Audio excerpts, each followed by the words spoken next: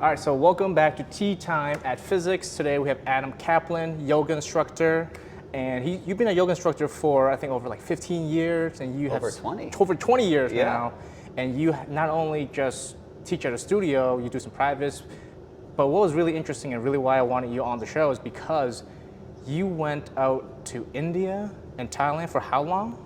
The better part of 10 years. 10 Yeah. years to learn meditation and yoga and brought that into your practice. Yes. Now, I've met a lot of different yoga instructors and I think everyone knows the poses, they can do it, but when I talked to you, there was something very different about your energy and what you bring to the table, and this is why I'm so excited to have you on the show.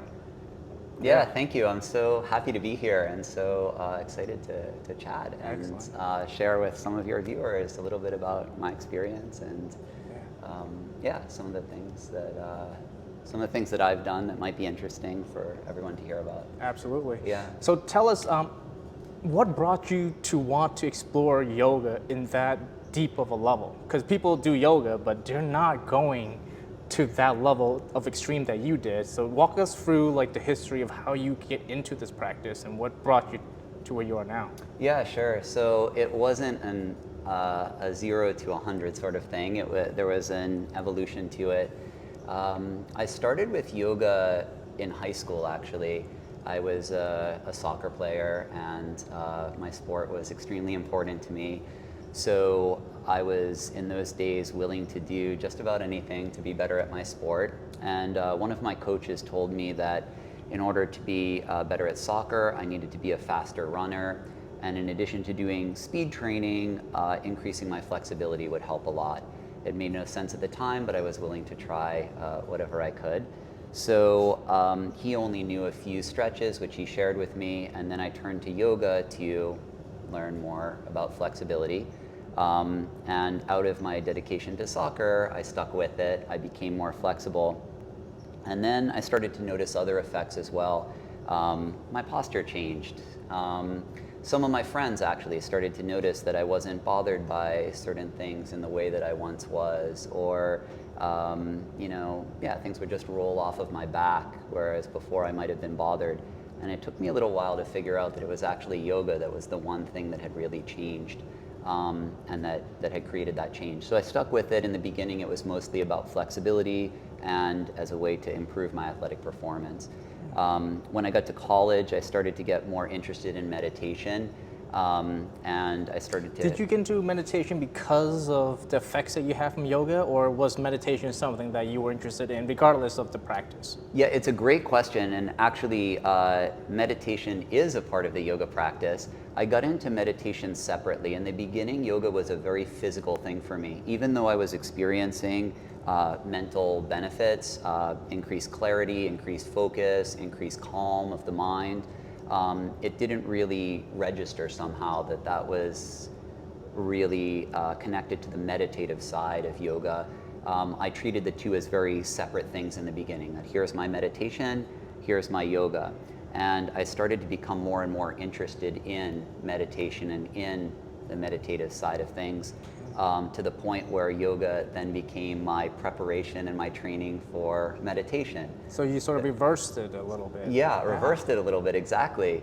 Yeah, it was like, yoga would help me to loosen up a little bit so I could sit more comfortably without agitation or irritation in the body. Right. It would help me to quiet the mind down so that I'd be able to meditate a little bit more easily. So yeah, it was a kind of a flip there. I love that because if you're meditating and you're not comfortable in your body, well, it's very hard to let go, right? So I never thought about it that way. It's very interesting, but it makes a lot of sense. Like if you want to meditate, if you want to sit in one position for a long time and get into this deep state of meditation, you don't want to feel like pain or tightness or discomfort in your body. You want to be comfortable. That's exactly right. Otherwise, it almost becomes a meditation on this discomfort or on this pain. Right. The mind keeps going there, keeps going there, keeps going there. So yeah, a big part of the practice, we just want to get our bodies really comfortable, be at ease, be relaxed, so that we can enter into some of those deeper and more relaxed states. Nice. Yeah. So tell me more about the meditation part. You got into college, you went into meditation. Like, was there courses on meditation?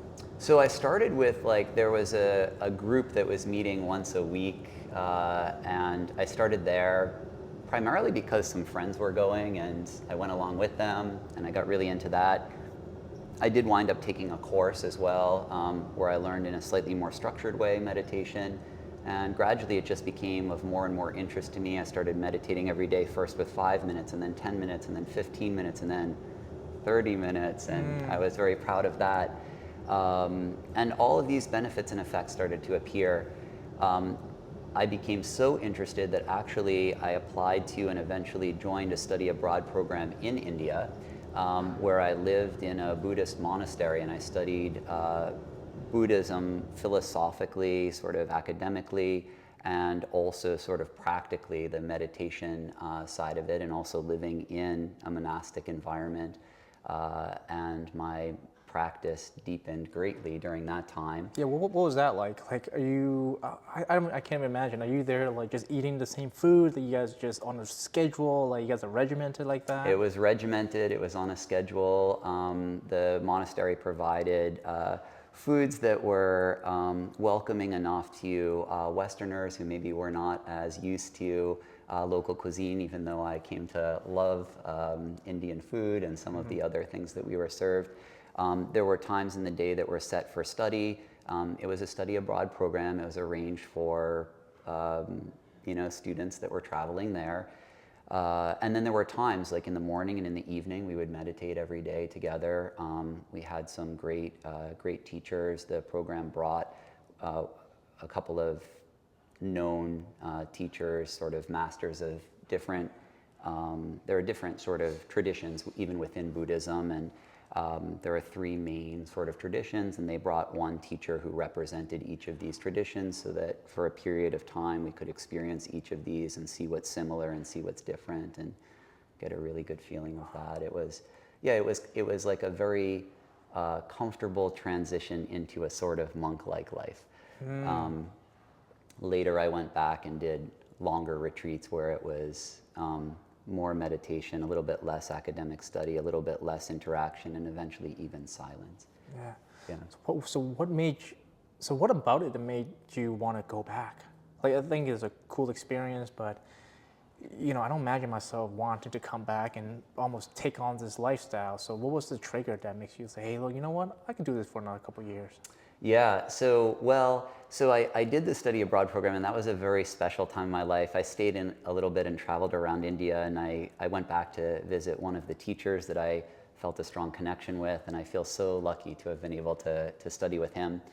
I came back, I finished college, I started working a little bit, and to answer your question, I realized that I was looking forward to my yoga classes each week more than anything else. So there was something in yoga, something in meditation. I'm not really sure exactly what it was, but I felt very strongly drawn to that, to a certain stillness, to a certain, as I would meditate there's this feeling like I'm coming home to something, coming home to myself. It felt like I was very rooted in myself and at the same time connected to something bigger, almost to everything else. And it's really that sort of experience, that feeling, I think, that drew me more than anything else. So at a certain point, I decided to leave my job and leave my home and leave like everything that I knew. I went back to India in search of a teacher. And I found one. I found one who his main background was in yoga. He was a yoga teacher, yoga master. So when we go to yoga classes here, different studios, a lot of the focus is very much on the sort of physical, like you put your body this way, you move your body that way, you stretch these muscles, you strengthen those muscles, you improve your balance, and all of that is wonderful and great. For me, as I was saying before, I had my yoga practice, which was that, very physical, and then I had my meditation practice, and they were two separate things that were related. The way that this teacher taught yoga integrated the two. So it's like the practice of yoga, the asana, the posture, it actually becomes a meditation. So even if you're in a warrior pose, even if you're in a triangle pose, whatever you're doing, there's a meditation there. So it's almost like a meditation in movement. It helped me to, these two things that were connected and related, somehow it helped me to bring them together. He also taught a lot of yoga philosophy, the sort of hows and whys of the yoga system. And as I started to really understand on a deeper level what I'm doing and why I'm doing it, my practice deepened, my understanding of the yoga system deepened, and things just started getting so much better. So much better in my own experience. And I was already teaching yoga a little bit in those days. This particular teacher, I found him in India, but he had a school in Thailand. I went there to study with him in Thailand, and then eventually started teaching at that school, eventually started helping to run that school. It was sort of the largest international yoga school at that time in Thailand. And it was really special living in a yoga community. The reason I say all of this is because I was learning and noticing how impactful this system was of yoga and meditation sort of combined, how impactful that was in my own life. And then I was also observing how it was changing the lives of people around me, friends and students. And I learned that this is actually the traditional yoga. And through history, as time went on, and yoga was eventually brought here to the West, as a way of sort of explaining what yoga is to people who aren't used to yoga, it was tied into sort of fitness because that was sort of the thing that was closest to it. So to this day, in a lot of our minds, we associate yoga with fitness, and it can be that. It can be very good for strengthening and stretching and all of these other things. But there's also this much deeper aspect, this aspect connected to the rest of our being. The yogis talk not just about the physical body, but about energy and the emotions and the thought process, and even on a spiritual level. And I find that when you start to integrate all of these other aspects into the system, something else is there. Something else is there. And perhaps that is why practicing with me might be a little bit different from some of the other teachers that you would practice with in other studios in this area. Some of it comes from just the knowledge and the experience that I've gleaned from some of these great masters that I feel so privileged to have been able to study with. Yeah. Well, I first met you because I was in one of your classes, and it was a restorative class, and it was a very gentle class. We weren't even doing the warrior poses, but we were just sitting there relaxing. And I don't know what it is about it, but it just could be your voice, could be the way that you're saying things and the tonality that you use to say it. And it's just resonated in a different way where I got out and I'm like, wow, it just felt like I had an 8-hour sleep and I felt so awake.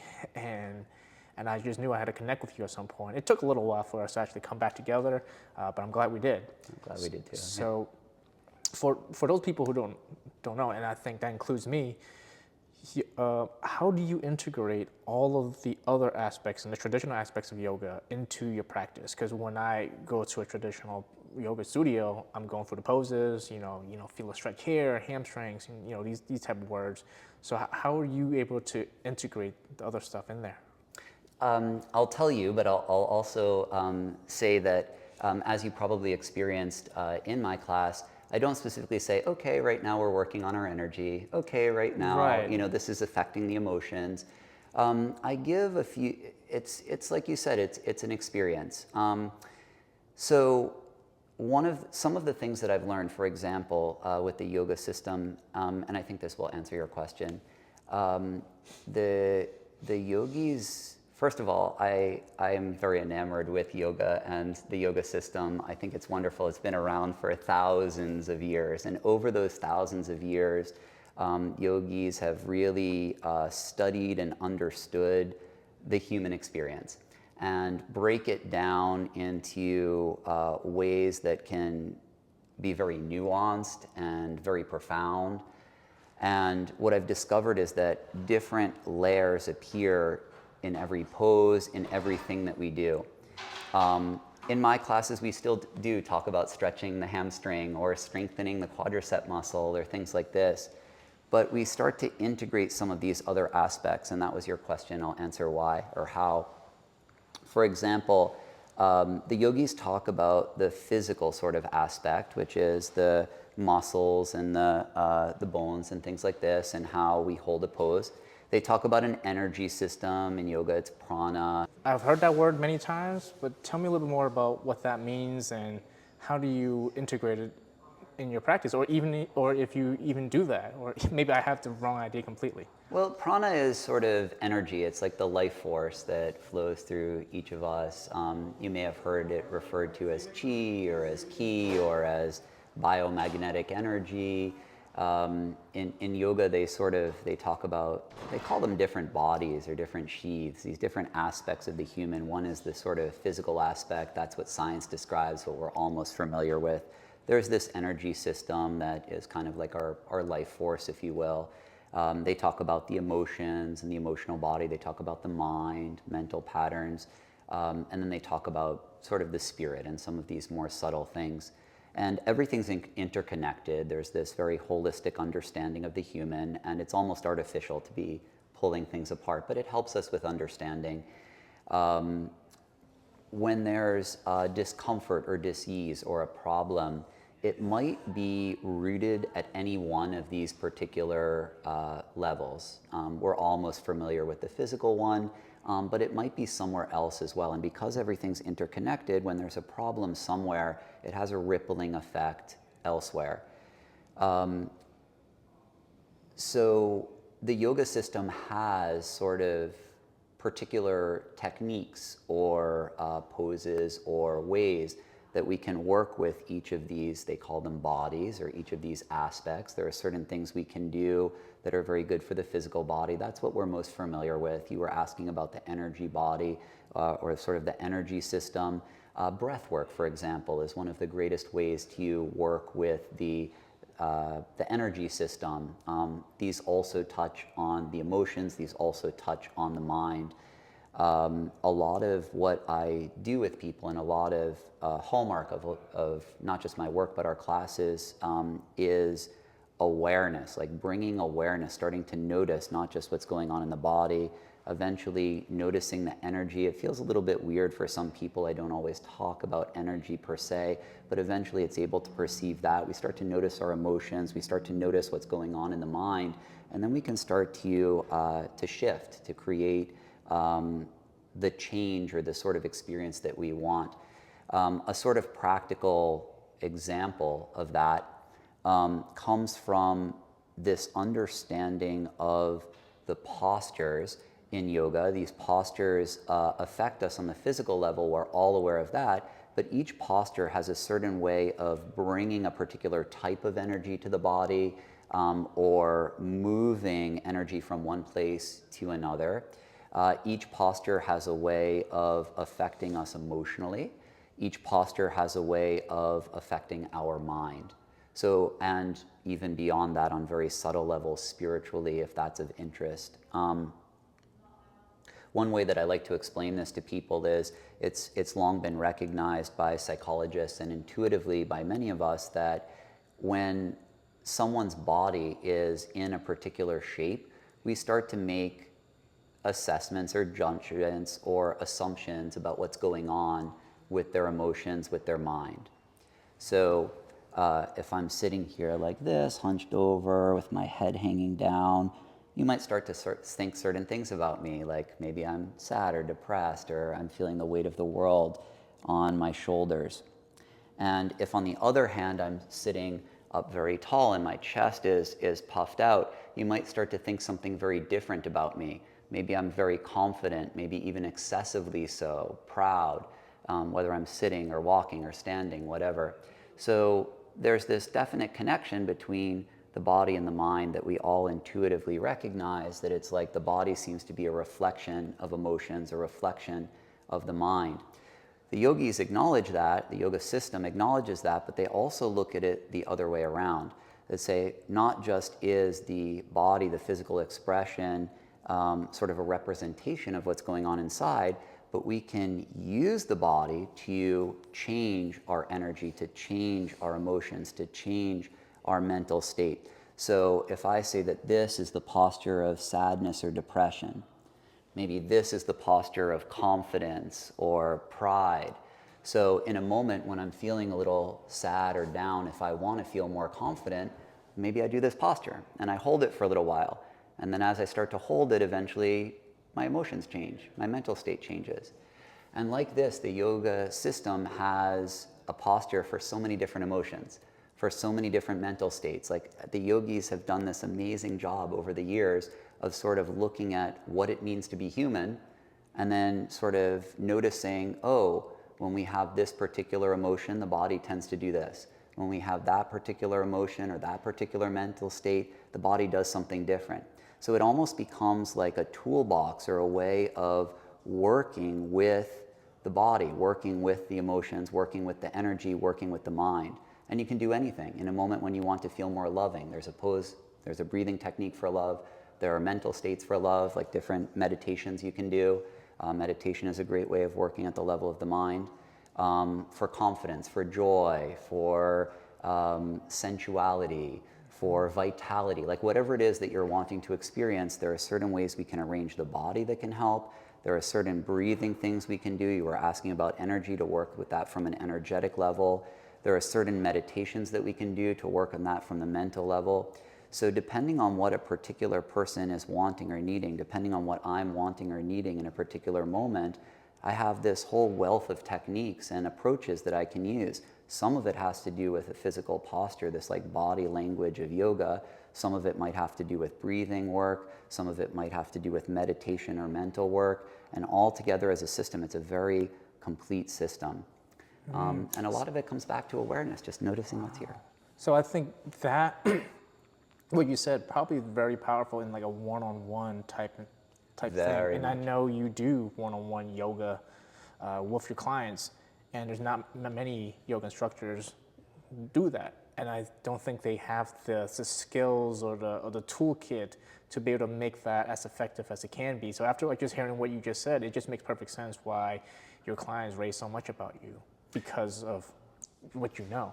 So for example, if a client works with you and they're feeling, you know, they're going through something emotionally, you would kind of design the yoga class to maybe help them, even without telling them that you're doing that, maybe to help them, guide them along through this tough time or something. Exactly right. Exactly. Yeah. Yeah.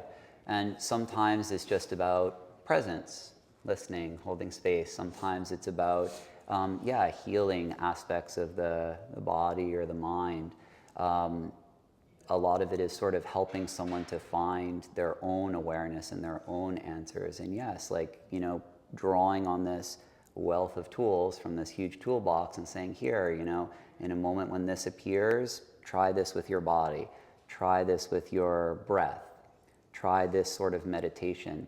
Working one-on-one is my favorite way to do that, because we really can work one-on-one with whatever is appearing and tailor, customize the experience. And that's actually originally how yoga was taught, was one-on-one. Really? From teacher to student. Yeah. That's fascinating. It's only in more modern days that we have these large classes, which also have benefit, but Right. yeah.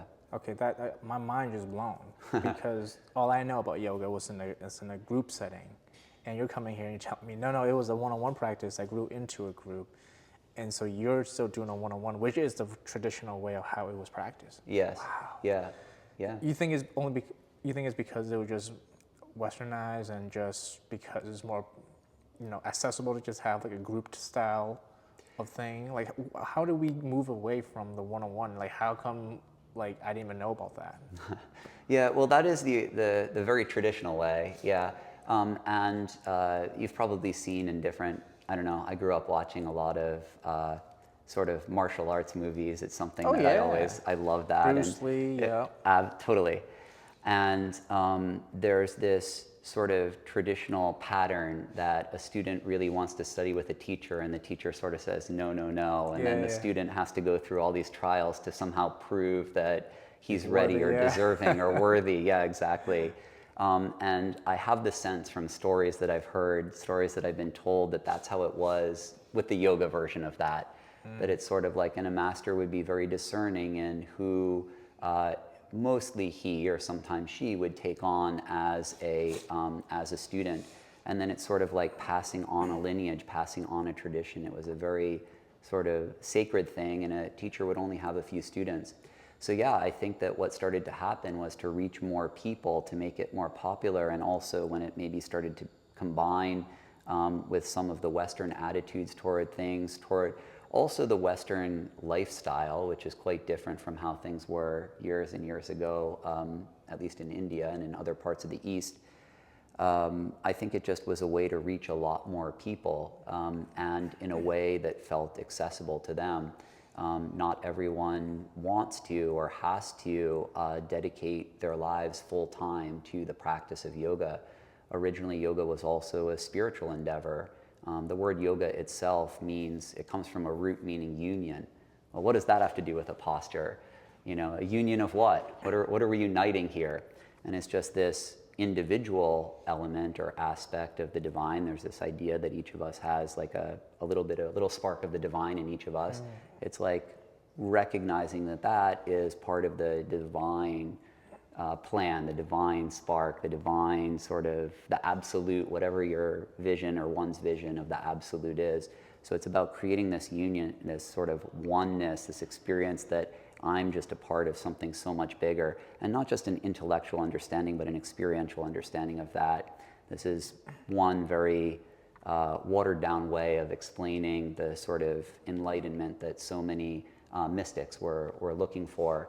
So originally that's basically what yoga was. It was a path to reach this awareness, to reach this enlightenment, but it has so many other wonderful benefits. And I think especially as yoga started coming to the West, there was a very strong interest in a lot of the other benefits, but maybe not as strong an interest by as many people in the spiritual side of things. And you know what? For yoga to work, it doesn't have to be focused on the spiritual aspect. It works so well on the body, on the energy, on the emotions, on the mind. So depending on what someone's interest is, they can practice yoga for a variety of different reasons. Like if you hold a pose like up here, you can't help but feel a little bit better. Yes. in a certain way. Yes. Yes. Yeah, I love that because I think, like for me, emotionally, I get into a dump sometimes. You know, whether it's stress, whether it's work, or whatever it is. And We all do. Yeah, of course. Yeah. And I always found the physical way of interjecting is way better than me trying to outthink myself out of the situation. It's like I can't think myself out of stress, but I can do exercises and get myself out of stress. And here's something I think you might appreciate. I was in grad school, and my roommate and I, we would take these classes, and did a lot of anatomy, a lot of like other, and there's a lot of other classes we don't love. We used to skip one. Like halfway, we pretend like we're going to the bathroom, and we sprint out to the YMCA to take a yoga class. All right. because it would be like 10 hours of classes. That is and a we're brutal like, day. And we get to like the halfway through, and we're like, you know what? If we stay here, we're really not picking up any more information. So we decided just to do that, take yoga, come back, and then do the rest of the day. Sounds like it worked. It worked. It got us through school. Yeah. And my roommate and I were the only two to come out of school and start our own business. So So it really worked. Yeah, maybe it really worked. Yeah. Even if I didn't notice it was working at the time. And even in high school, I took a meditation class as an elective.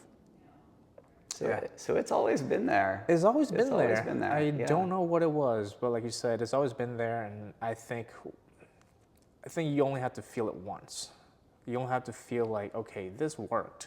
I don't know how. I don't know what I did. It worked. Yep. Let's see if it works again. Yep. Exactly. And then you just keep going. Exactly. Yep. That's it. You get that taste, and it's like you look for it, or you find it, like, or you know that this is for you. It touches something very deep. Yeah. There's some and maybe there's some inner calling or something. You don't even know. You intuitively feel like, oh, yoga's for me. Like my head is full right now. Let's go to a yoga class, or oh, it's time to meditate. I don't know why, but I know I need to be there. Yeah, there's something like that, and it keeps coming up again and again. Yeah, breathwork is an interesting one because breathwork, the way that Rachel practices out here in physics, is very deliberate. It's like, so you really have to make breathing like a physical, like exerting exercise, in which you don't have time to like almost think about other things. You just kind of get absorbed in that breath, and it does something to your head in a very physical way, even to my fingers where it start tingling, and it gets me into that meditative state in a much faster way. Or it might have taken me like 30 minutes of struggle to find it, and then within 15 minutes I'm like there, and I can be in that state. So if you never tried breathwork, you need to try it out. I can't wait. I can't wait to have an experience with Rachel for sure. I've heard many good things about her as well, and her system. Yeah. I've worked with the sort of traditional yoga breath work, and I'll tell you, I had one teacher who said asana. Asana is the Sanskrit word for postures, the posture practice, the side of yoga that a lot of us are most familiar with. He said asana is very strong. You do asana, a lot will happen in the body, in the motions, in the mind. You do breath work, they call it pranayama. It's 10 times stronger. Really? So whatever the effects of working on the physical body, you start working with the breath and the energy body, those are amplified. So breath work is a powerful, powerful tool, a powerful, powerful technique, yeah. Yeah. We need to do like some yoga and breath work and some of the physical stuff that we do together. Yes. It's like a 3-pronged thing. That would have been, wow. Yeah. Yeah, that will be very powerful. We're going to find a way to make this happen. It's going to be a special event, and not many people can be a part of it, but we'll figure something out. Yeah, we're going to figure something out. Yeah. All right, well, it's great to have you. And before we go, like, how can someone work with you? So I know you do your one-on-ones. So how do you do the one-on-ones? Are you in a studio? Would you go to someone's place and do it there? Like, how does it work? Yeah, I usually meet people in their homes or in their office space. It's probably easiest for someone just to reach out, get in touch with me. You can do that through my website, which is just yogabyadam.com, yogabyadam.com, or even my simple Gmail, adamcaplanyoga.com. That's CAPLANADAMCAPLANYOGA at Gmail. Yeah. So send an email or check out my website. Yeah. Excellent. And I know all your clients are around the Newton, like Brookline, like this area? Yes. Yeah. Tend to be in Newton, Needham, Brookline, Wellesley, and in Boston. I have quite a few in Boston as well. Yeah. Yeah. It's perfect because it's where all our clients are from. So, and if you guys are very interested in what Adam is doing, especially the one-on-one practice of yoga and really getting into not just the physical side, but the mental to spiritual and emotional side of yoga, I mean, I don't think I've met anyone who have as much experience as you do on this topic. Yeah, thank you. And also really great way to work on, so for the yoga itself, for healing, for things like this, but sometimes people just like to know about ways that we can apply yoga or yoga philosophy or meditation philosophy to daily life, or to particular problems that are appearing or challenges that are appearing. What's a way that we can have a mindfulness-based solution to this or to that? And that's another way to go. I love it. Yeah. We almost need to set up a second podcast just to talk about that alone. Yeah, it can be a big one and very relevant. Yeah, absolutely. But thanks so much for having me. Thanks for chatting. And yeah, let's set something up to do breath work and physio work and yoga all together. Love it. Yeah, we'll make that happen. Yeah. All right.